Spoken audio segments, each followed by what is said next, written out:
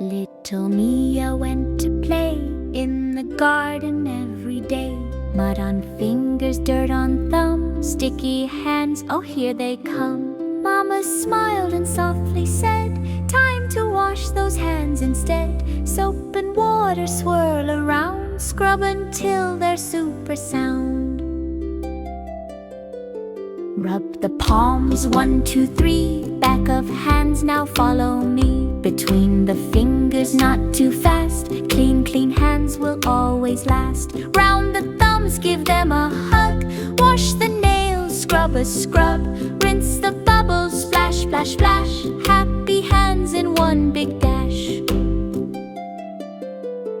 Dry them gently, pat, pat, pat. Now they're clean and that is that.